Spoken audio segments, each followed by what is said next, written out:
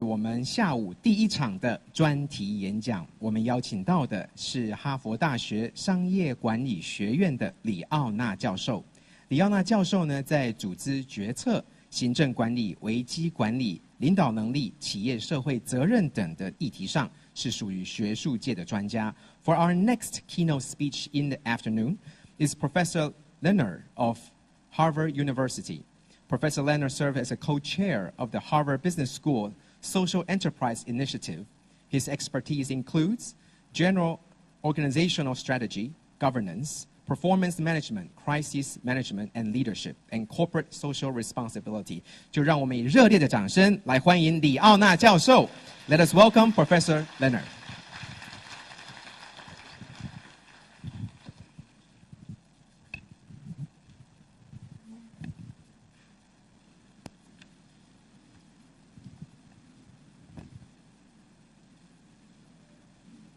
Good afternoon. For me to be here with you today causes my heart to soar like a hawk.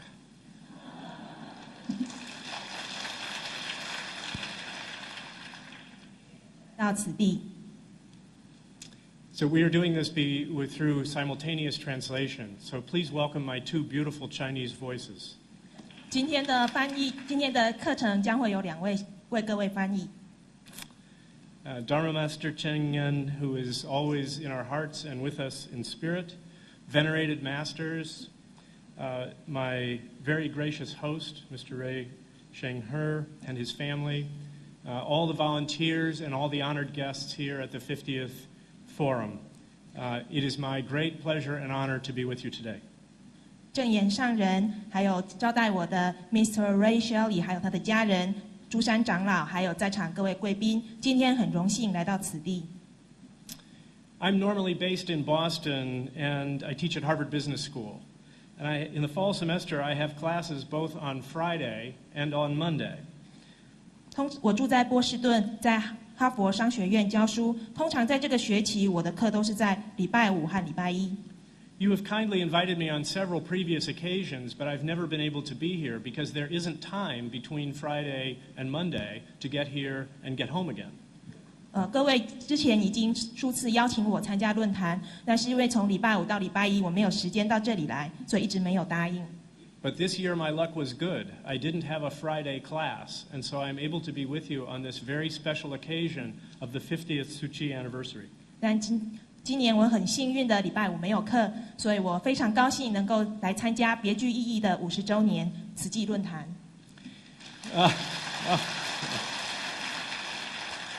I haven't done anything. It's you who does everything in this organization. 这不是我的功劳，我要感谢在场的各位。 Even though it is a long way for me to come and I can only be here for a few hours, I very much wanted to make this trip and to be with you here today. 虽然来这里一趟路很远，而且我只能待几个小时，但是我非常期待这次的论坛。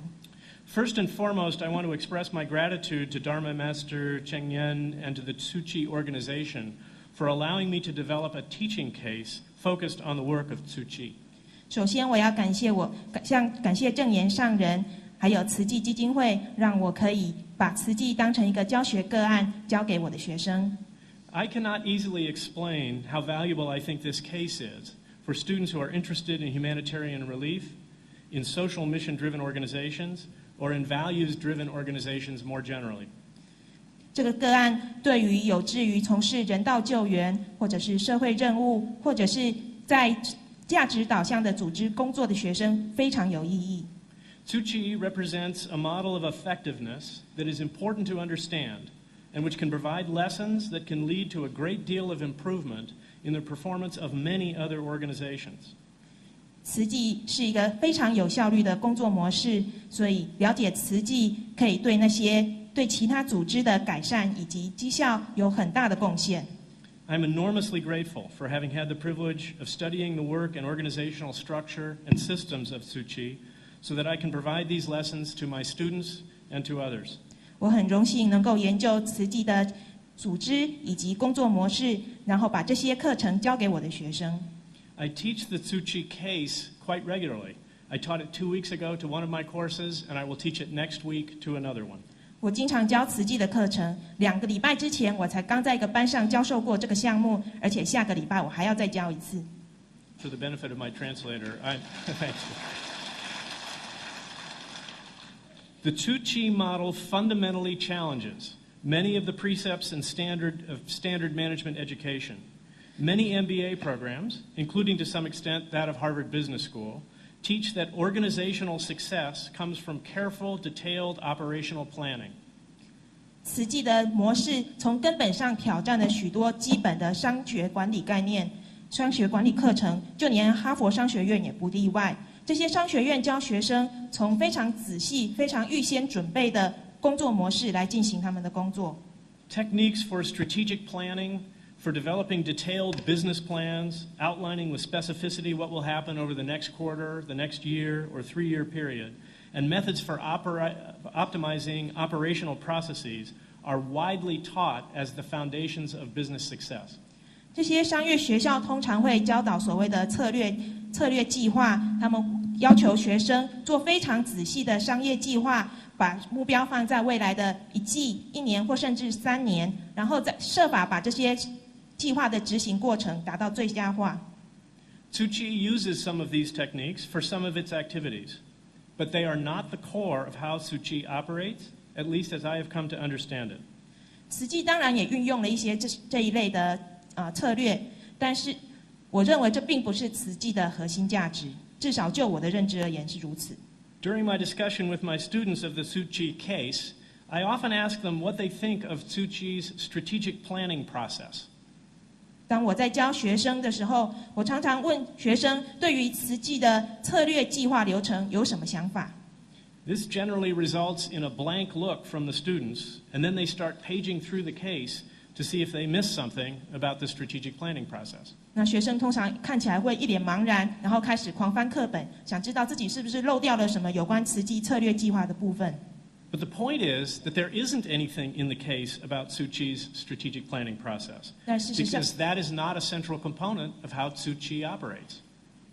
但事实上呢，课本上根本什么都没有，因为慈济的策略计划课程并不是慈济在人道救援任务上的核心元素。The whole point is that Tzu Chi does not make plans in the conventional sense for how it will carry out its relief activities that it will be involved in over the course of the next year or 5 years. 我要强调的是，慈济并不会像传统一般认知上，把未来3年所要从事的人道救援任务逐一的详细规划。So I then ask, if Tzu Chi doesn't make plans, then what does it make instead of plans? 所以我要问，如果慈济不先做计划，那么慈济做的到底是什么呢？ This usually takes a while, but eventually the students catch on. 这通常学生要想一会儿，但是他们最后都一定会发现。Tzu Chi makes promises and commitments rather than plans. 慈济做的是承诺，是信愿，而非计划。It makes a promise that if something happens, Tzu Chi will respond. 慈济的承诺是，只要有事情发生，慈济就会行动。This is a beautiful idea. 我认为这是个非常美好的理念。And it is a profound idea. 也是个非常深远的理念。It is also a fundamental challenge to some of the things the students have been taught about how to generate success in business organizations. 这也跟学生学的如何让组织成功有非常根本上的不同。Maybe the path to a successful future does not run through writing detailed operational plans and generating precise and efficient execution. 学生会认知到，也许要成功，并不是靠写巨细靡遗的计划，或者是做非常有效率、非常准确的执行。Maybe the path to success lies elsewhere. 也许成功的关键在别的地方。Maybe it lies in the direction shown by Tzu Chi. 也许慈济就提供了这样的关键。That is why it is so important for students to study the Tzu Chi model. 所以我才认为学生要研讨慈济个案是非常重要的。And it's why I'm so grateful to have had the opportunity to learn about this organization, to write this case, and to teach it repeatedly in the wider world. 所以我非常感激能够有这样的机会，可以了解这个组织，可以做这个组织的个案研究，然后把它不断的交给这个世界。Why is the Tzu Chi model so important, so distinctive, and so interesting? 慈济的模式为什么这么重要、这么特殊又这么有趣呢？ Let's just focus on humanitarian relief. 首先，我们来看慈济的人道救援任务。Tzu Chi is by all accounts one of the most effective and efficient humanitarian relief and development organizations at work in the world today. 慈济是目前世界上最有效率、最迅速而且的人道救援组织。What gives Tzu Chi its extraordinary ability to mobilize quickly in the face of disasters? 为什么慈济有能力在灾难发生时进行这么快速的动员？ How is it able to find creative solutions in difficult, confusing, and even unprecedented situations? 慈济为什么能够在困难、混乱，甚至是从来没有发生过的情况下，找出有创意的解决方式呢？ How is it so successful in procuring resources and organizing people, deploying them to where they are needed, and then orchestrating the efficient and effective delivery of services? 为什么慈济能够成功的找到资源、组织人力，把他们派到需要的地方，然后有效的提供服务呢？ How does it cope so effectively with the high degree of uncertainty, chaos, confusion, and stress caused by large-scale disasters? 慈济为什么能够有效的在大规模灾难中应变，然后面对困难以及混乱呢？ Before I try to answer those questions, let me explain briefly the approach we take to understanding, analyzing, and interpreting the effectiveness of mission-driven organizations like Tzu Chi. 在我回答这些问题之前，我要先简单的解释一下，我用什么样的方法来试着分析、了解、诠释慈济的这样以 So this is now a digression into a lecture about management. 以目标为组织的以目标为导向的组织。We focus on the relationship among three key choices. 我们把这个分析现在三个领域。 First, what is the mission of the organization? 所以我要做的是商学院的研习模式。第一，我们会研究一个组织的使命或任务是什么。 Is it a valuable mission? And if so, who thinks so? 这个组织这个任务有价值吗？如果是的话，是谁这样认为？ How is it chosen? 为什么会做出这样的组织选择？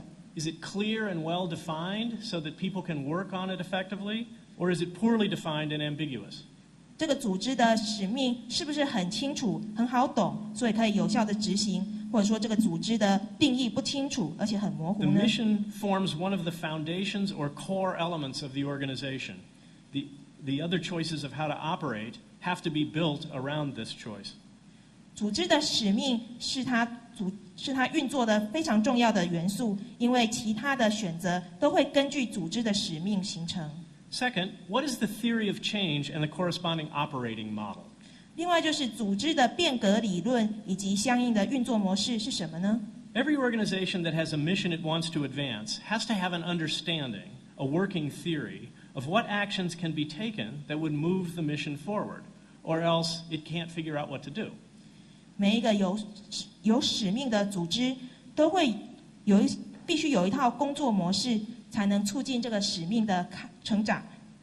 We refer to this as a theory of change, an understanding, usually in the form of a series of linked hypotheses, about how a set of activities that the organization could undertake would result in advancing the mission. 我们把组织所做的行动称之为变革理论，也就是这个理论通常是一整串的一系列的假设，来了解组织的行动要如何才能促进发展组织的使命。 This theory must then be tightly linked to an operational model, that is, to an explanation of how the organization can organize and operate the activities it believes will move its mission forward. 然后变革理论必须跟所谓的工作模式紧密结合，也就是说，我们要解释组织是如何进行统整运作，以促进它的使命。 Where will the activities be conducted? 这些活动要在哪里进行？ What equipment will be necessary? 要采购哪些装备？ Who will undertake them? 谁会进行这些活动？ What skills and knowledge will they need, and how will those be acquired? 这些人员需要哪些知识、技术？又要怎么样培养这些知识、技术呢？ Third, the organization must have a clear idea of how these operations and activities can be sustained. 第三，组织必须要很清楚这些运作或这些活动要怎么样才能持久。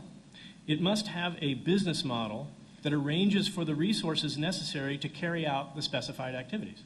组织必须要有所谓的工作模式，可以把必须要的资源提供给要进行的活动。The business model explains how the resources will flow into the organization.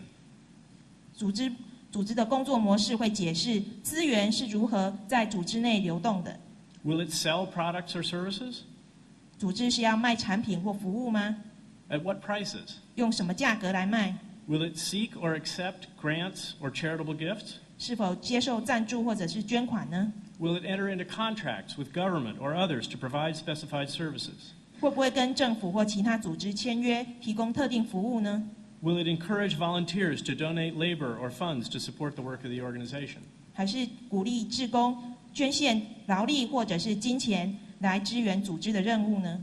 We refer to these three areas of focus as mission, capacity, and support. 所以我们把这三个重点定义为所谓的任务、功能以及支援。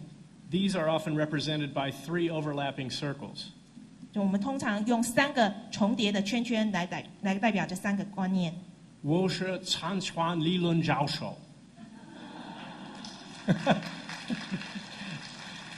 Thank you for not translating my Chinese into Chinese. In China, where I have taught this many times, I am referred to as the three circles theory professor. 当我在中国教这堂课的时候，人家都说我是三个圈圈教授。The capacity is represented by the operations of the organization. 所谓的功能就是组织的运作， And the support is represented by the business model. 而支援就是组织的工作模式。 In well-functioning mission-driven organizations, the mission, the capacity, and the support will be tightly aligned with one another. 在一个运作良好的组织里，任务、功能以及支援会高度的整合。 The projects that are important to the mission should lie well within the capacity of the organization. 对组织任务非常重要的那些计划呢，必须要是组织能够办得到的。 And they should be projects that attract or sustain the support necessary to produce the resources. 而且这些计划必须要能够吸引或者是获得必须要的资源来运作。 When this alignment is strong, the mission is being effectively driven by activities well designed to enhance it. 当这三个领域高度整合的时候，任务的实施就可以经由设计计划非常良好的活动来达成或促进组织的使命。 And resources are flowing into the organization commensurate with the needed activities because the people and organizations who supply those resources believe in the mission and believe in the activities the organization is undertaking, that they will produce valuable mission gains. 而且资源会流进这个组织，来配合相应的活动。因为捐献的人物或组织相信这些资源会被很好的用来进行能够促进组织宗旨的活动。So, viewed through the lens of the mission, capacity, and support framework, why is Tzu Chi so effective? 所以，如果我们用任务、能力跟资源来分析慈济，我们要讨论为什么慈济能够这么有效率呢？ The answer, in my humble opinion, is that it is because of the way Tzu Chi is led, organized, and operated. 我认为，那是因为慈济的领导方式、组织方式以及运作方式整合程度非常高， which creates a very high degree of alignment between the mission, the capacity it is operating, and the support that it needs.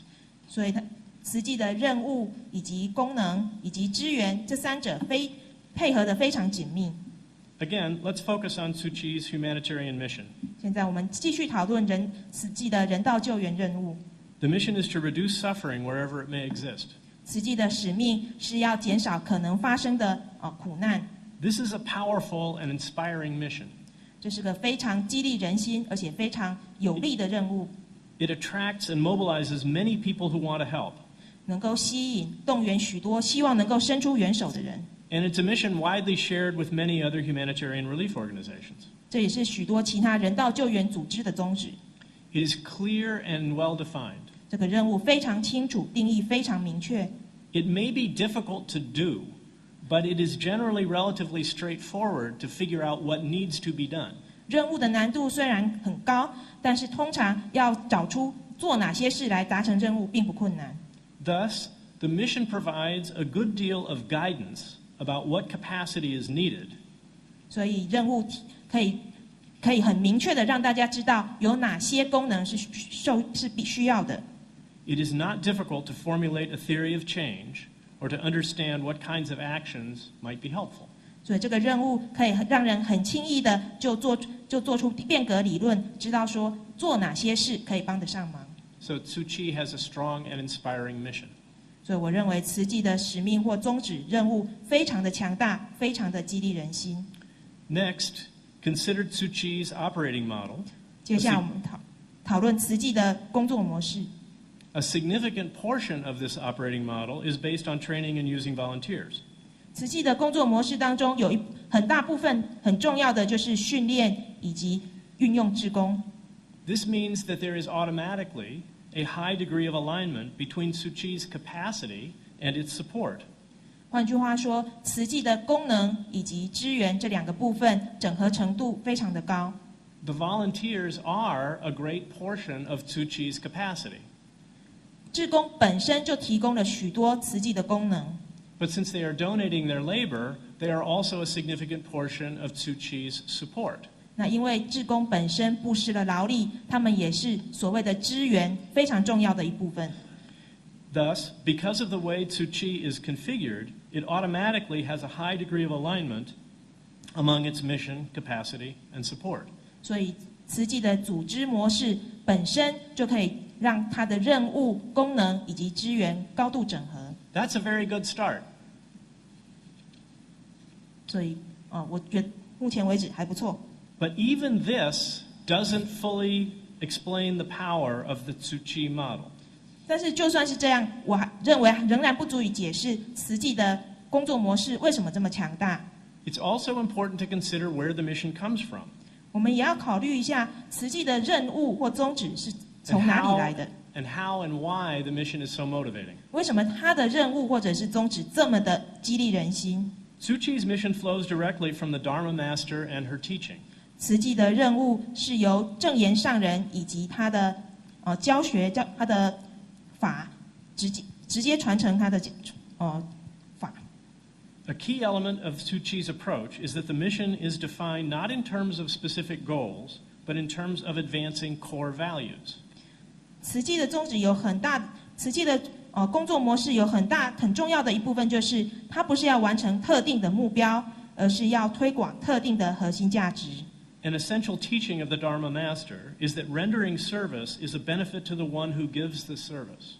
上人教的很重要的一部分就是提供服务，帮助别人，对于提供帮助的人本身也是非常有价值的。That it is an honor to be able to provide help to someone who needs it. 换句话说，能够帮助别人本身就是一件很荣幸的事。And we say thank you for being enabled to offer service. 然后我们会感谢那些受助者，因为他们给我们帮助的机会。This is an extremely powerful idea. 我认为这样的理念非常的有利。For several reasons. 原因如下。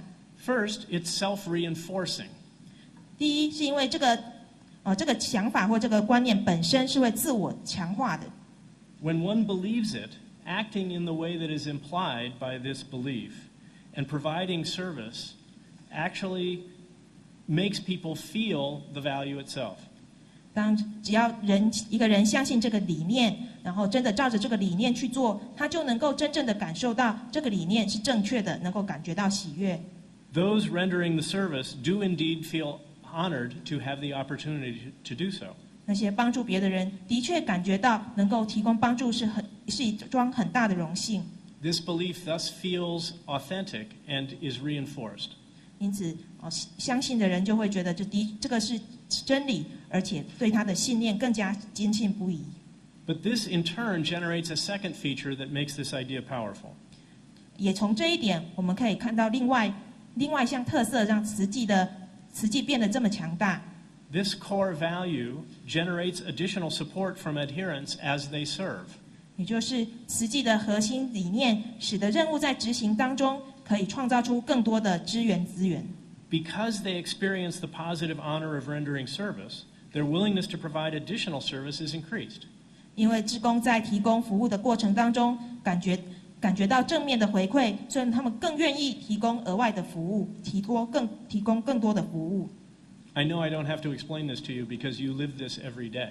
我知道我不用向各位仔细解释，因为这是各位天天都在体验到的事。I just want you to know that I've noticed too. 我只是希望各位知道，我也知道。This means that the core value not only defines the mission, but it mobilizes the support that generates the capacity that drives the mission. 换句话说，慈济的核心价值不但是定义它的宗旨，而且还可以动员志工提供更多的资源，创造更多的功能。Because of this idea, the three circles are very tightly aligned.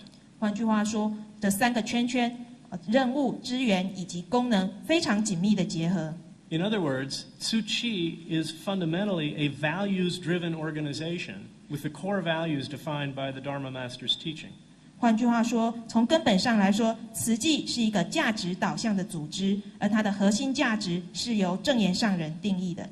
Thus, I'm suggesting three interrelated answers to the question of why Tzu Chi is uniquely effective and efficient at doing its work in humanitarian relief.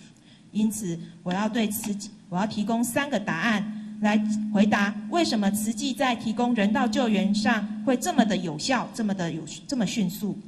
First, Tzu Chi does not seek to achieve goals. Instead, it is mobilized and driven by trying to advance a set of core values. 首先，慈济的目标不是达成特定的目标，而是它的动员以及驱力是来自于要推广特定的核心价值。Second, through the model and teaching of the Dharma Master and through discussions that run throughout the entire organization, Tzu Chi achieves extraordinary alignment of action with its core values. 也透过上人的法以及透过慈济内部的讨论，整个组织对于行动以及核心价值的结合方面非常的紧密，没有分歧。This is a struggle for many other organizations. 这在其他组织是很难办到的。They talk about their values, but they do something else. 他们谈论自己的核心价值，但是做的却是另外一回事。But at Tzu Chi, you talk about the values and you do things according to the values. 但是在慈济，你们讨论的核心价值之后，你们真的实践它了。Finally, Tzu Chi is not driven by plans. Instead, it's driven by commitments based on these values. 第三，慈济本身不会定特定的目标，而是要实现特定的信愿。It commits to making an effort consistent with its values, and then does everything it reasonably can to be faithful to those commitments and those values. 慈济承诺要根据自己的价值信念来努力，而且所有的行动都是为了要让这些价值信念成真来做的。So these three characteristics of the organization come together to form a fourth, which lies in how the decisions are made. 所以这3个特色结合了之后，我们就可以推导出第4个特色，那就是慈济的决策模式。Consistently, in small operational decisions and in large strategic matters, decision makers proceed by referring to the core values. 不管是大事或小事，不管是大的策略或者是小事，在做决定的人不断的会回归到自己的核心价值。They ask, what is the choice that is best aligned with the core values of Tzu Chi? 他们会问自己，我要做出什么选择才最符合慈济的核心价值。And taken together, these 4 characteristics define the 5th key characteristic of Tzu Chi. 那上述这4个慈济的特色加在一起，就形成了慈济的第5个特色。They enable it to be a highly nimble and adaptive organization. 慈济是一个非常灵活、非常有适应性的组织。Indeed, I believe the central feature of Tzu Chi's strategy is that it is designed and operated for adaptability. 事实上，我认为慈济的策略最核心的特色就是它本身的设计以及运作方式，完全是为了要能够随机应变。This organizational alignment at the core of the organization has profound consequences. 慈济的核心价值以及他们的运作模式紧密结合，带来了非常深远的影响。It generates a very high degree of motivation on the part of Tzu Chi volunteers. 慈济的志工，他们的行动动机非常强烈。And the volunteers contribute time and resources to the important projects of the organization. 志工愿意为了组织的重大计划贡献时间以及资源。It provides guidance on how to resolve questions about how to proceed in thousands of small and large matters throughout the organization every day. 在慈济这个组织每天遇到几千件大小事当中，志工可以从中或从核心价值中得到指引，来思考如何解决问题。It provides a basis for trust within the organization and a set of principles that people outside the organization can trust Tzu Chi to honor. 它也为慈济本身组织内部以及外部的人提供了信任的基础，让外部的人认为慈济会依照某一套特定价值来行事。The fact that Tzu Chi is a values-driven organization and thereby achieves a high degree of alignment and has a basis of trust within the organization has one particularly important additional implication. 所以如我刚才所说的，慈济是一个价值导向的组织，它的本身内部整合程度非常的高，而且组织内部互信基础。换句话说，这就带来了可以有另项很重要的解释。The implication is that it allows the organization to operate on a highly decentralized basis. 那也就是慈济这个组织本身的运作模式是充分授权的。Because the allegiance to the core values of providing help and relieving suffering as an honorable action is so high, people making decisions in the field can be trusted to do the best things that they can do. 因为我们都相信慈济人会忠实的依照我们的核心价值，也就是帮助以及解除苦难来行事，所以在真正运作的人，或者是真正在前线工作的人，我们都相信他们会尽力做出最好的选择。Which is also just what the organization would want them to do.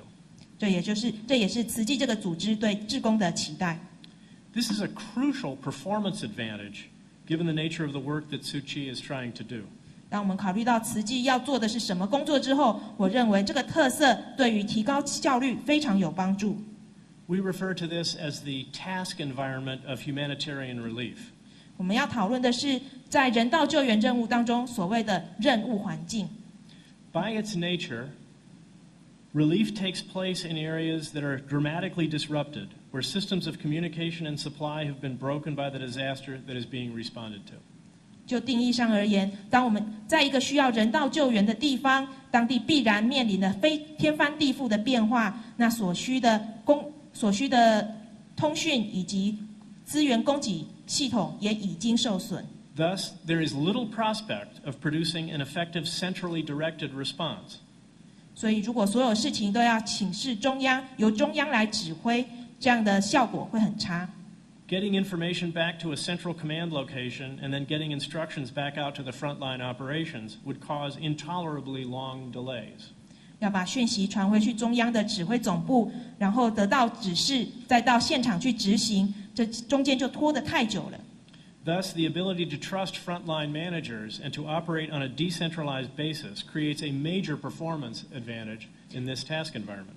因此，慈济对于前线的发号施令人充分授权、充分信任，对于他们提高他们的表现非常有帮助。Carrying out decentralized operations requires an act of trust by the organization in its delegates. 能够充分授权，必须要这个组织非常信任他的前线代表。Decentralization confers discretionary powers on the people working in the field, and the organization is implicitly or explicitly trusting them. 充分授权代表说，在前线的人有自己做主的权利，而且这个组织不管是有形无形的，都是信任他们的。But what exactly is the organization trusting? 但是组织信任的是什么呢？ First, it must trust its agents in far forward operating locations to be competent in understanding what needs to be done. 第一，组织必须信任前线的人员在最偏远、最难触及的地方，他们有能力了解该做哪些事， and to be competent to carry out the things they decide need doing. 而且也有能力决定该做哪些事。 But the choices also have to be guided by the core values. 但是这些决定必须以核心价值为宗旨。And here is where Tzu Chi, operating as a values-driven organization, has a great advantage. 所以在这种情况下，像慈济这样的以核心价值为导向的组织就特別有利。A key feature of Tzu Chi is that it is organized in the first instance to teach and generate allegiance to its central values.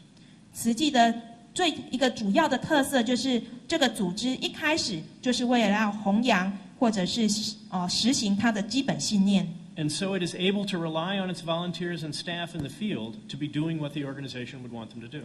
所以组织可以信任志工或者是前线的人员，可以依照组织的希望来行动。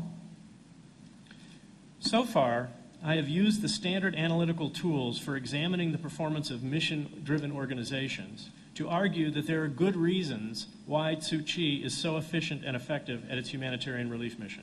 所以到目前为止，我用标准的商学院的分析工具来探讨，为什么像慈济这样的以任务为导向的组织表现会特别好。But I think the model that Tzu Chi represents is important far beyond the realm of humanitarian relief. 但是我认为慈济模式的价值远远不止于在人道救援上，在其他领域也非常重要。And this is why I teach the Tzu Chi case in so many of my courses. 这也是为什么我会反复的把慈济个案当成我的教学内容。Consider again the task environment of humanitarian relief.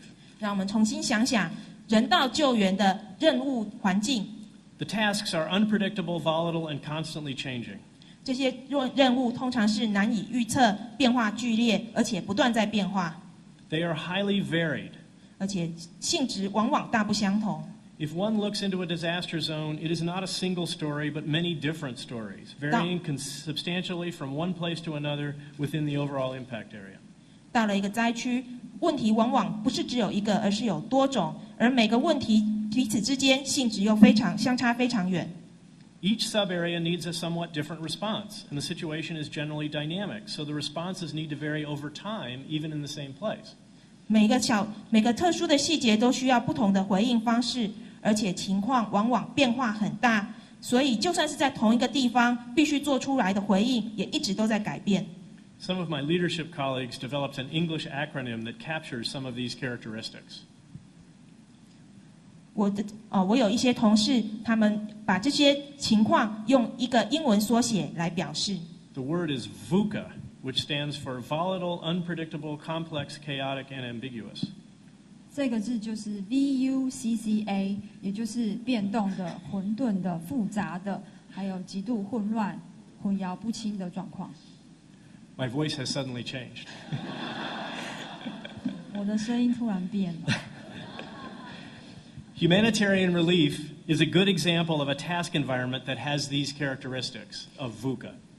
人道救援，国际人道救援就是 VUCA 最好的这个代表。But it is by far not the only such environment.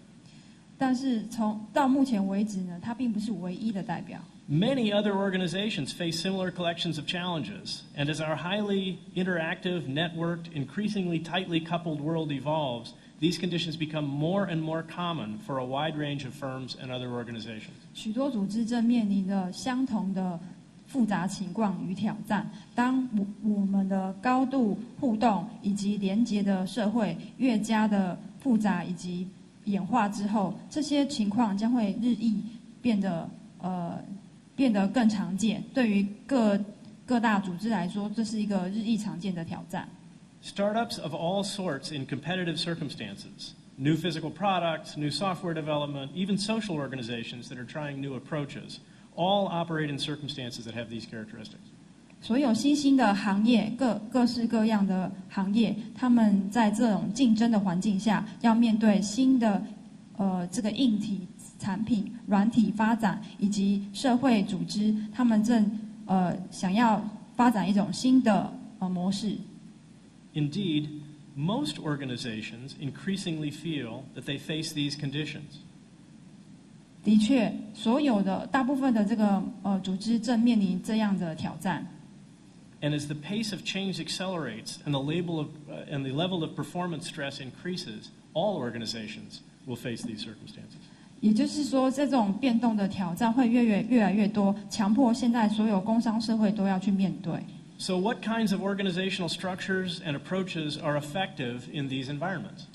但是怎样的组织架构以及策略，可以来有效的解决我们所面对的变动环境。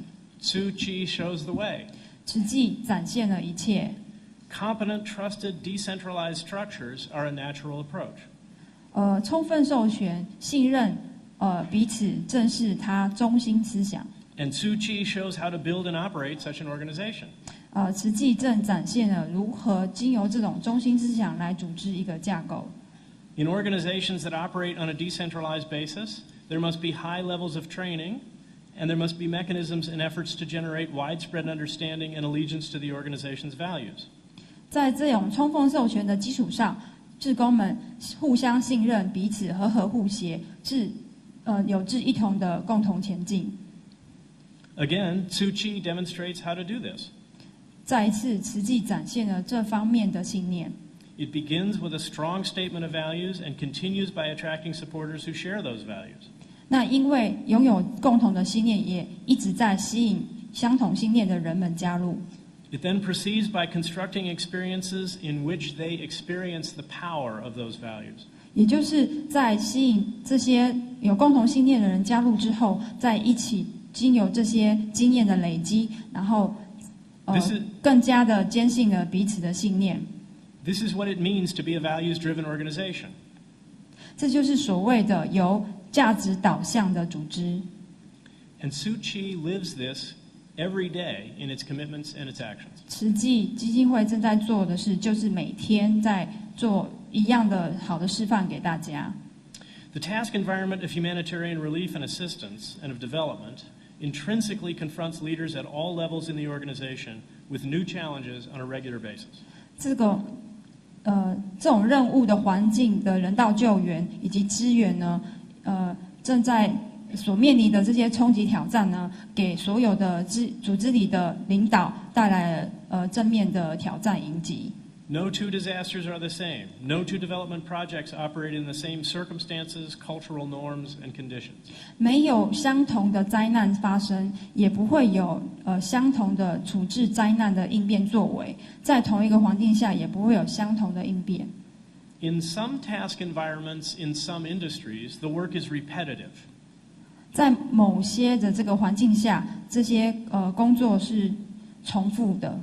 It is very much the same every day with minor variations. 每天可能都一样，也很少有变化。In such settings, organizations develop highly efficient routines by learning how to do the same work better. 也就是这样子，很少有变化。组织的领导们必须要发展更有效的这个日行工作，来带动让工作做得更好。Their strategy is to be operationally efficient through specialization and detailed engineering of their processes. 他们的策略通常都是经过深思谋略的有效的进行、有效的分工以及专业度。They are always looking for ways to smooth the flow, eliminate waste or bottlenecks, maximize value, and minimize cost. 然后，并且寻找要怎样加速流程、减少资源的浪费以及瓶颈，让价值最大化，并且减少成本的消耗。In the task environment of predictable, familiar circumstances, this is the right strategy. 在这种毫无预警、充满无常的这个环境下，相同的模式，慈济的模式是最好的展现。But Tzu Chi inhabits an entirely different task environment. 慈济拥有的是不一样的任务环境。Of course, it needs to be efficient in the things that it does repeatedly, like managing the flow of relief supplies to a disaster area. 当然。工作也有例行的工作，然后当然也有不可预期的工作。But it also needs to be able to make rapid adjustments depending on the conditions it finds on the ground in the aftermath of a calamity. 但是当灾害来临的时候，是没有所谓的标准程序来应对面对，所以我们更要有适应灾害应变的能力。In a sense, being nimble and adaptive is not part of the strategy. 那也就是说，让志工处于灵活以及适应环境，并不是这个策略的一部分。Being nimble and adaptive is the strategy. 而是它就是慈济的策略。The organization is structured to create the capability for rapid, effective, decentralized, intelligent adaptation. 慈济已经发展出了一个完好的架构，这个架构是快速有效的，也就是充分授权的智慧。Tzu Chi's structures, processes, and training make it possible for leaders operating in a remote, highly disrupted disaster zone to make accurate assessments of needs and to competently design actions on a decentralized basis. 慈济的充分授权呢，可以让这个充分相信在灾难发生的地方的志工呢，去执行一切，然后并且呢，把所有的消息带回来，做出正确的决定。They apply their training and ability to observe the local circumstances, making the response intelligent by enabling decentralized adaptation. 也运用志工本身的能力、观察能力以及勘灾能力，然后带回来相对应的有智慧的应变措施。The values alignment and effective training in substantive competence throughout Tzu Chi allows the organization to delegate substantial amounts of discretion to forward operating leaders. 也就是这样的充分授权，让所有的负责每一个分工的志工可以自主的决定，然后而且这些决定都可以符合实际的中心理念。It enables the organization to trust them, to be allegiant to the core values, and to be competent in applying them. 所有的原因都是因为他们互相信任对方，然后可以让相信对方的行动可以彼此的结合。Here, then, is where the key characteristics of the Tzu Chi organization enable it to take this approach, to rely on its adaptability. 慈济的志工可以有这么高的适应性，就代表了它是一个非常重要的组织特征。First, as I said before, Tzu Chi makes commitments more than it makes plans. 第一点的特征就是我之前讲过，慈济呢，它并不做事先的规划，而是做承诺。In the face of the as yet to be determined next disaster, plans are not very useful. 面对这个即将发生的无常灾难呢，这个计划是没有用的。What is needed is the ability to engage in rapid planning. 所需要的是，我们可以在变动中做快速的决定。By making commitments, Tzu Chi dedicates itself to making the needed effort, whatever that might be, within the bounds of what it can reasonably do. 透过了发心立愿的行动，那么慈济的志工贡献自己的能力，然后投入灾区，那就是也就是相对于所谓的充分授权。We cannot know in advance what our actions will have to be, but we can know what our commitments are. 我们虽然不知道未来这个会有什么灾变，或者是我所处的情况将发生什么事，但是我们可以知道我们所立下的信愿是什么。And our commitments will guide our future actions. 我们立下的信愿就会领导我们未来的行动。And how are these commitments redeemed? 那如何实现这些信愿呢？ By turning to people and organizations that have made similar commitments to Tzu Chi. 那就是带领着大家以及慈济里面的所有志工一起立下共同的信念。In the case of need, the volunteers are prepared to step forward. 就慈济的案例来讲，他所有的志工都很有意愿的来帮忙。And organizations are prepared to produce support.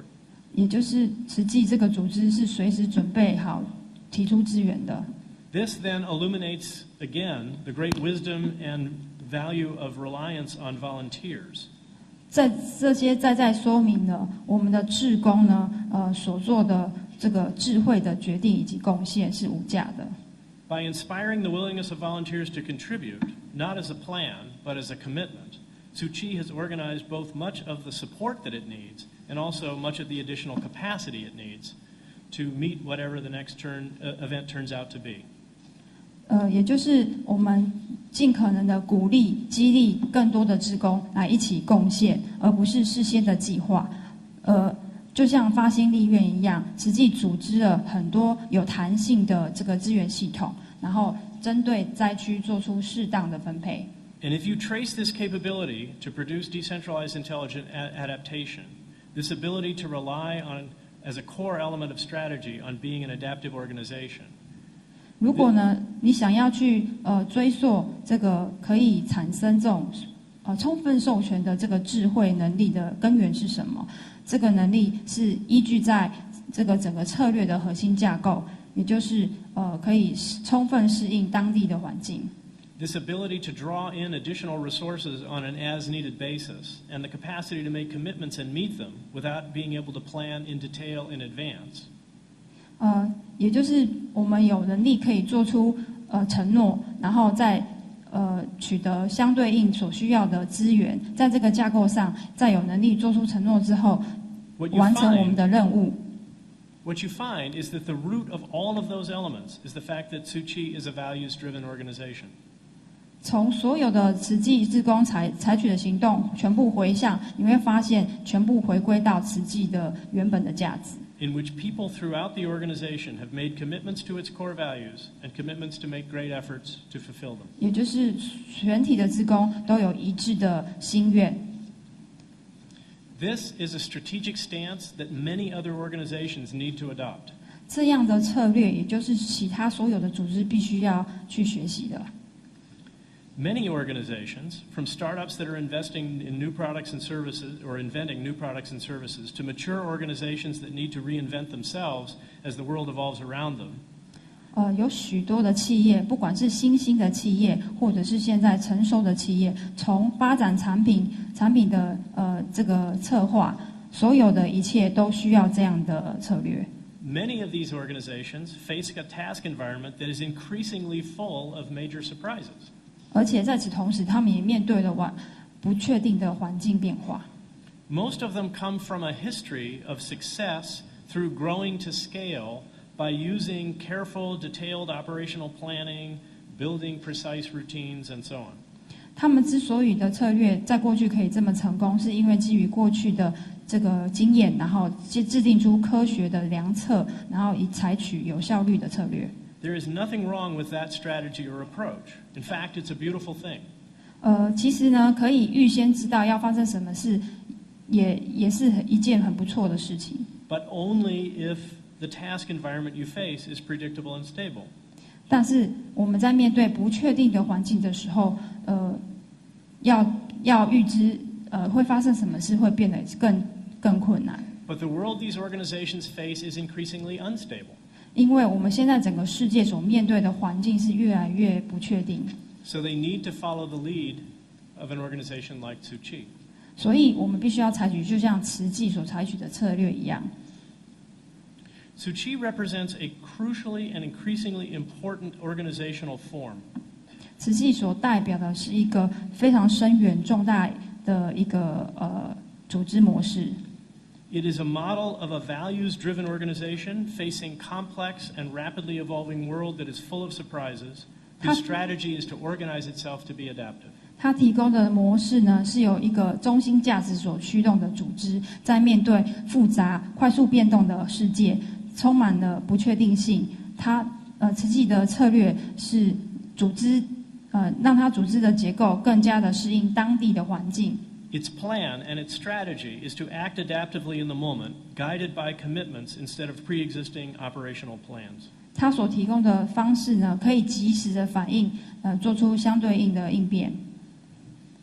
So many other organizations in a wide variety of domains face similarly rapidly evolving circumstances.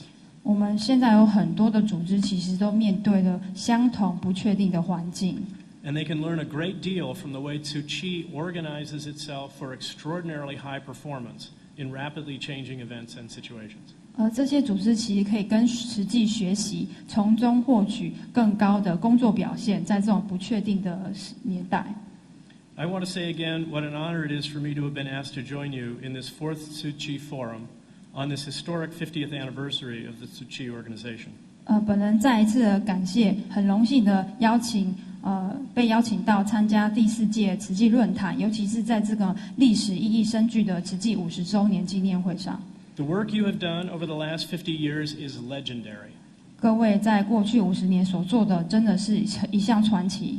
You have literally benefited untold millions of people. 你们所做的已经为数以百万计的人们带来了幸福。Including your volunteers and staff who have experienced the joy and honor of rendering service to others. 包含慈济志工以及慈济志业体的所有人，正在经历了这种布施给予的快乐。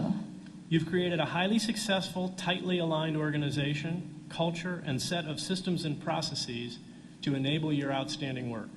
慈济所建立的是一个高度成功、训练有素的组织，文化背景以及系统上都堪称非常杰出的工作。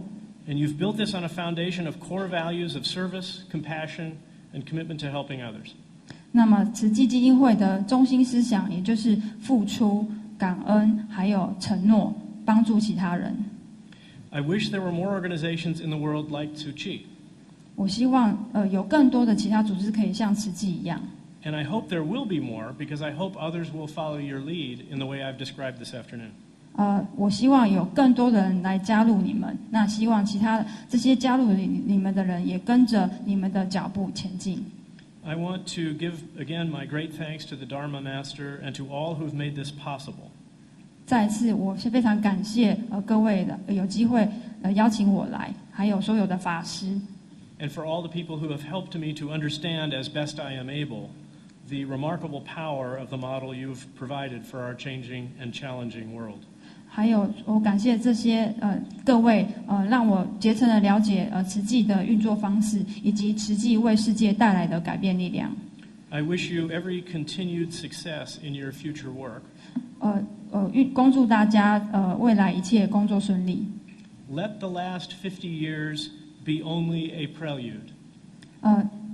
预祝过去的50年并不是唯一。Now we go on to the next 50 years of even greater achievements. 再创未来辉煌的50年成就。Now, in true Tzu Chi form, what I would like to do now is to thank you for the honor of serving you today. 在这个慈济论坛，我非常感谢参加这个论坛，谢谢。Thank you.